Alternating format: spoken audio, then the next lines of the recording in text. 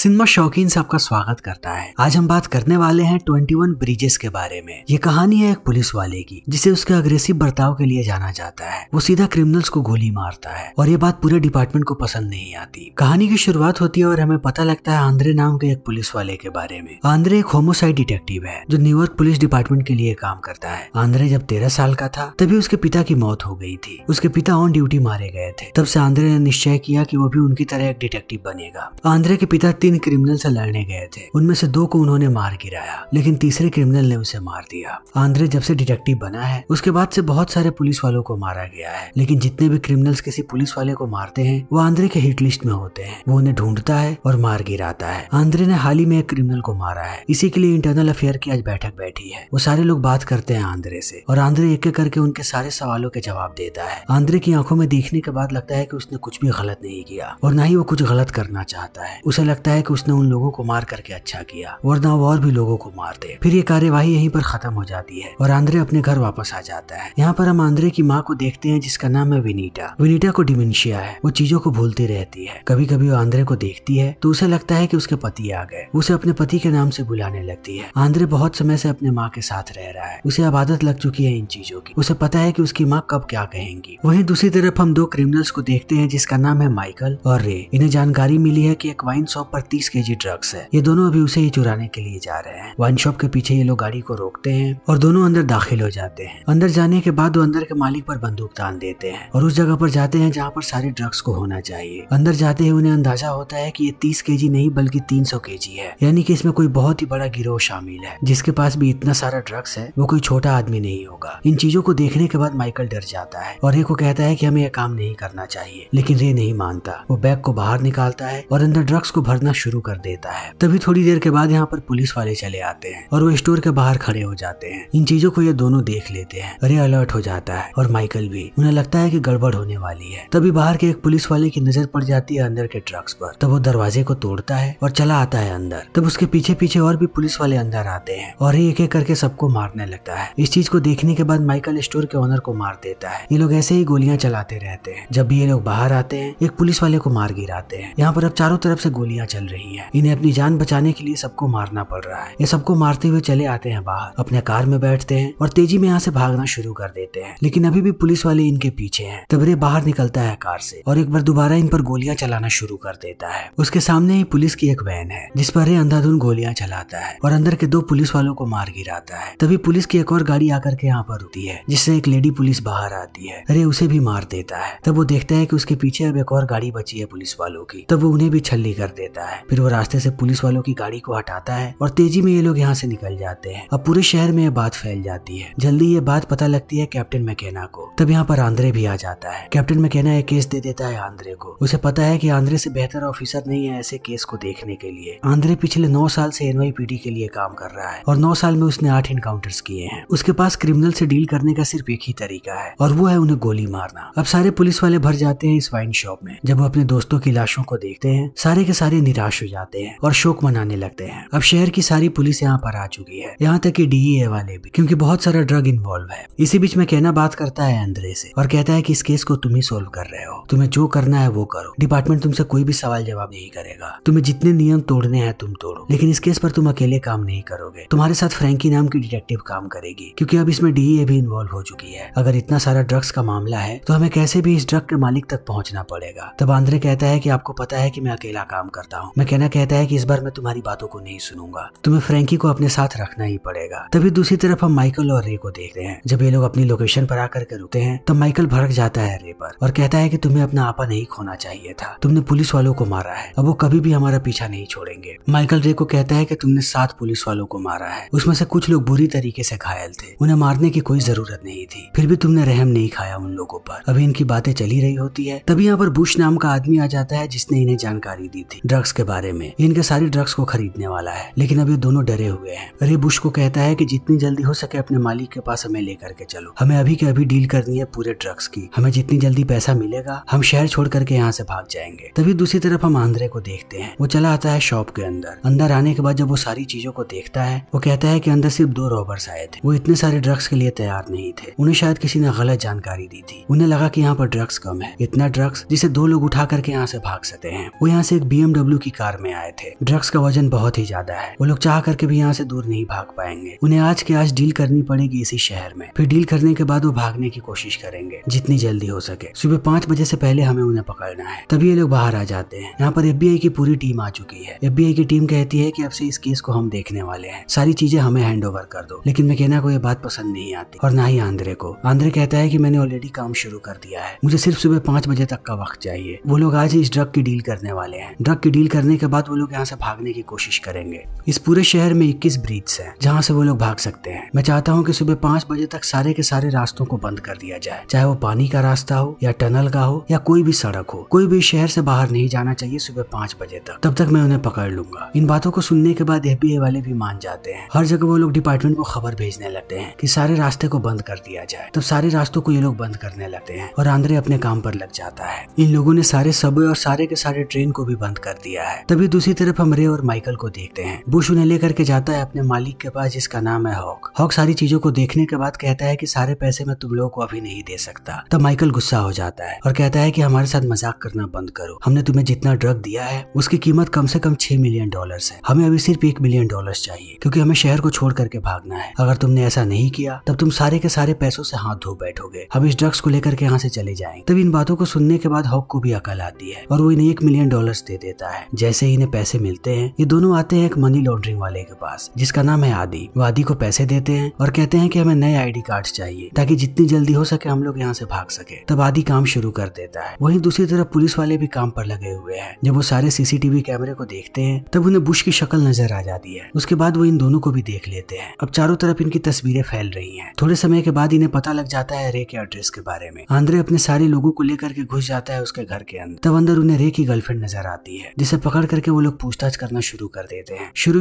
में उसकी गर्लफ्रेंड कुछ नहीं बताती, लेकिन थोड़े समय के बाद वो सब कुछ बताना शुरू कर देती है। रे पहले आर्मी में हुआ करता था। हमेशा से ही वो बहुत ही ज्यादा गुस्से वाला है। आर्मी में उसकी दोस्ती थी माइकल के भाई के साथ, लेकिन जब माइकल के भाई की मौत हो गई तब वो माइकल के साथ रहने लगा। ये दोनों बहुत समय से साथ है, लेकिन अब तक ये लोग छोटी मोटी चोरियां कर रहे थे। ये चोरी बहुत ही बड़ी है और इस बार रे ने सारी हदों को पार कर दिया है। फिर आंद्रे पूछता है माइकल के बारे में। वो कहती है कि माइकल एक बहुत ही अच्छा बच्चा था, वो पढ़ने में बहुत तेज था। जैसे ही वो कॉलेज से पास आउट हुआ अपने भाई के मरने के बाद उसने भी आर्मी को ज्वाइन कर लिया। वहाँ पर भी वो अच्छा काम कर रहा था, लेकिन एक दिन उसकी लड़ाई हो गई वहाँ के कमांडिंग ऑफिसर के साथ। तब उसे भी आर्मी से निकाल दिया गया। वहाँ से आने के बाद वो काम करने लगा रे के साथ मिल करके। तभी दूसरी तरफ हम पुलिस वालों को देखते हैं जिन्हें बुश की लोकेशन पता लग जाती है। वो सारे पुलिस वालों तक लोकेशन भेज देते हैं। आंद्रे भी यहाँ से निकल पड़ता है उसे पकड़ने के लिए। तभी हम देखते हैं सार्जेंट बुच को। बुच पहले पहुंच जाता है वहाँ पर और वहाँ जाते ही वो सीधा बुश को गोली मारता है क्योंकि उस हादसे में बुच का पार्टनर भी मारा गया है। उसे मारने के बाद वो उसके बगल में एक बंदूक को रख देता है ताकि सबको लगे कि बुश ने पहले हमला किया था। जैसे ही आंद्रे यहाँ पर आता है वो बुश को मरा हुआ देखने के बाद गुस्सा हो जाता है क्योंकि उसके पास बस एक यही कड़ी थी जिससे वो पूछ करके पता लगा सकता था उन दोनों के बारे में, लेकिन अब बुश भी मारा गया है। आंद्रे गुस्सा हो जाता है बुच पर और कहता है कि तुमने ऐसा क्यों किया। बुच कहता है कि उसने पहले मुझ पर गोली चलाई थी। आंद्रे कहता है कि मुझसे झूठ मत बोलो, मुझे पता है कि यहाँ पर क्या हुआ है। तब इन दोनों के बीच झड़प होने लगती है। तब आंद्रे को गुस्सा आ जाता है। वो एक दमदार पंच मारता है बुच को। बुच गिर जाता है जमीन पर। वहीं दूसरी तरफ हमारे सामने आदि के घर का दृश्य आता है। इन दोनों को पता लगता है कि पूरे शहर को लॉकडाउन कर दिया गया है, कोई भी यहाँ से बाहर नहीं जा पाएगा। फिर भी आदि अपने काम पर लगा रहता है। वो इन्हें मियामी भेजने वाला है नए ID के साथ। इनके नए नाम पर वो अकाउंट बनाता है और दोनों के अकाउंट में $3,26,000 डालता है और कहता है कि बाकी के पैसे तुम्हें कैश मिल जाएंगे। तब ये लोग पूछते हैं कि आखिर हम लोग यहाँ से बाहर कैसे जाएंगे। तब आदि कहता है मोटर बस से। तभी इन्हें पता लगता है कि बाहर पुलिस वाले आ चुके हैं जो दरवाजे को पीट रहे हैं। तब धीरे धीरे आदि जाता है पी फोल से झांकने के लिए। वो जैसे ही झांकता है उधर से वो लोग उसके आंख पर हमला कर देते हैं। तब आदि नीचे गिर जाता है। वो रेंगते हुए इनके पास आता है और फ्लैश ड्राइव निकाल करके देता है माइकल को और पासवर्ड भी बता देता है। लेकिन अब पुलिस वाले इन पर अंधाधुंध गोलियां चला रहे हैं। बहुत देर तक यहाँ पर गोलीबारी होती है मगर ये दोनों बच करके भागने लगते हैं। तभी ये बात पता लग जाती है आंद्रे को। आंद्रे को समझ में नहीं आता कि चीजें इतनी जल्दी कैसे हो रही हैं। इतनी जल्दी इन्हें आदि के बारे में कैसे पता लगा और उसका लोकेशन भी। वो लोग आने लगते हैं यहीं पर। तभी हम माइकल और रे को देखते हैं। रे माइकल को कहता है कि मैं घायल हो गया हूँ, अगर हम दोनों एक साथ भागे तब दोनों मारे जाएंगे। अगर हमें जिंदा रहना है तो हमें अलग अलग दिशा में भागना पड़ेगा। तब ये दोनों मान जाते हैं और भागना शुरू कर देते हैं। जैसे ही आंद्रे यहाँ पर आता है वो भी इस चीज को समझ जाता है। तब आंद्रे और फ्रैंकी भी बच जाते हैं। आंद्रे जाता है रे के पीछे। रे जाकर के छुप गया है घर के पास। थोड़ी देर के बाद घर से एक आदमी बाहर आता है। तब रे गलती से उस आदमी को गोली मार देता है, लेकिन अब यहाँ पर आंद्रे पहुंच चुका है। आते ही वो सीधा गोली मारता है रे को। तब यहीं पर रे की मौत हो जाती है। दूसरी तरफ हम देखते हैं फ्रैंकी को जो चली गई है एक बूचर शॉप पर। यहीं पर माइकल छुपा हुआ है। वो धीरे धीरे अपनी बंदूक को लेकर के आगे बढ़ रही है माइकल को पकड़ने के लिए। तभी माइकल पीछे से आता है और वो फ्रैंकी के सर पर हमला करता है। जब वो नीचे गिर जाती है तब वो उसे उठा लेता है और उठाने के बाद उसके सर पर बंदूक तान देता है। तभी थोड़ी देर के बाद यहाँ पर आंद्रे भी आ जाता है। थोड़ी देर वो जैसे इधर उधर घूमता है उसे फ्रैंकी नजर आ जाती है।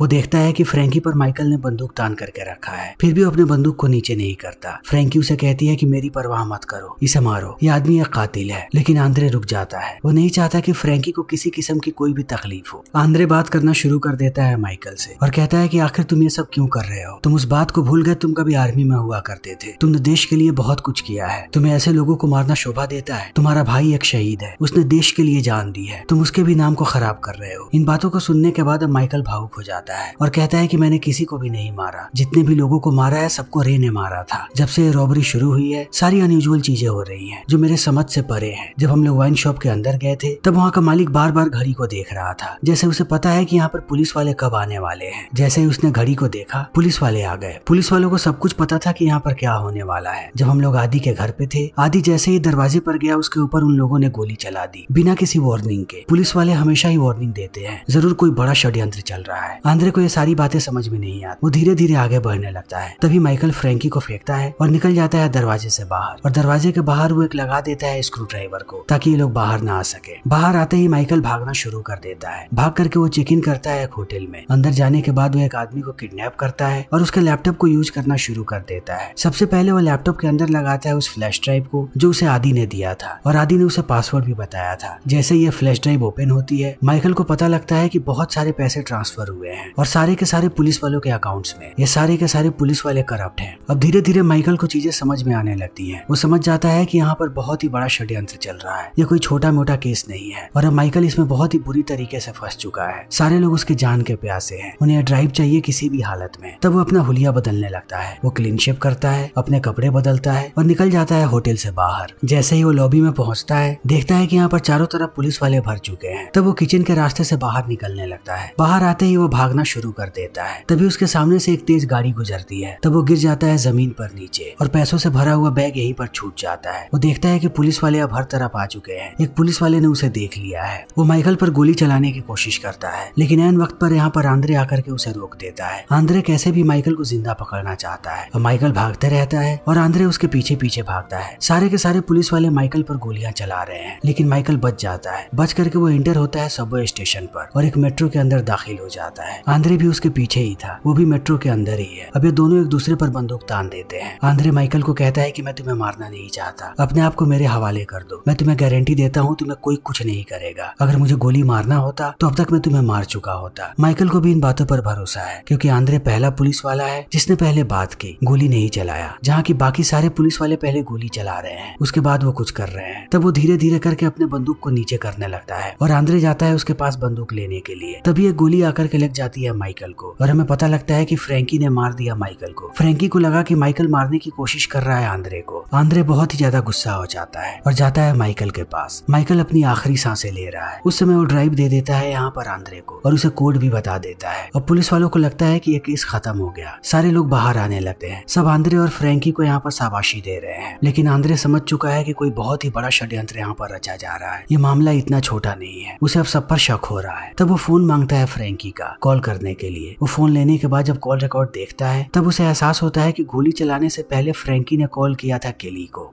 आंद्रे को अब कैसे भी सच्चाई जाननी है। तभी सुबह हो जाती है। पूरे शहर को लगता है कि सारी चीजें ठीक हो गई हैं। हम कैप्टन मैकेना को देखते हैं। मैकेना जैसे ही अपने घर के अंदर दाखिल होता है वो आंद्रे को देखता है जिसके हाथ में बंदूक है। वो समझ जाता है कि आंद्रे को पूरी सच्चाई पता लग चुकी है। आंद्रे ने पेनड्राइव को खोल करके देख लिया है। 85th के जितने भी लोग हैं वो सारे के सारे करप्ट हैं। सबके अकाउंट में पैसे ट्रांसफर करे हैं ड्रग डीलर्स ने। ये लोग बहुत समय से ड्रग डीलर्स को प्रोटेक्शन दे रहे थे। इन्हें हर चीज पता होता था कि कहाँ पर ड्रग की डीलिंग हो रही है लेकिन कभी भी इन लोगों ने कुछ भी नहीं किया। वो मैकेना से पूछता है कि आखिर तुम लोगों ने ये सब क्यों किया? तुम्हें आदि के बारे में इसलिए पता था क्योंकि तुम्हारे पैसों की भी लॉन्ड्रिंग वही करता है, इसलिए जब बात तुम्हारे ऊपर आई तब सबसे पहले तुमने आदि को मरवाया। आखिर इतनी भूख क्यों है? तब मैकेना पूरी बात बताना शुरू करता है और कहता है कि तुम भी एक पुलिस वाले हो। तुमने पुलिस वालों की जिंदगी देखी है। हम कुत्तों की तरह अपनी जिंदगी जीते हैं। हमारे पास इतने पैसे नहीं होते कि हम अपने बच्चों को अच्छी जिंदगी दे सके। हमारी पत्नियां हमें छोड़ करके चली जाती हैं क्योंकि हमारे पास उतने पैसे नहीं होते। हम दिन रात ड्यूटी करते हैं और एक दिन की छुट्टी मिलती है उसमें हम सारे बिल्स का पेमेंट करते हैं और पेमेंट करने के बाद एहसास होता है कि कुछ बिल्स अभी भी बाकी रह गए। हमारी जिंदगी ऐसे ही गुर्बत में बीतने वाली है, इसीलिए मैंने ये रास्ता इख्तियार किया क्योंकि मैं अच्छी जिंदगी चाहता हूँ। रिटायर होने के बाद भी मैं अच्छे घर में रहना चाहता हूँ और अपने बीवी बच्चों को भी अच्छी जिंदगी देना चाहता हूँ। इन बातों को सुनने के बाद आंद्रे गुस्सा हो जाता है और कहता है कि मेरे पिता ने ड्यूटी पर जान दी थी, वो एक ईमानदार पुलिस वाले थे।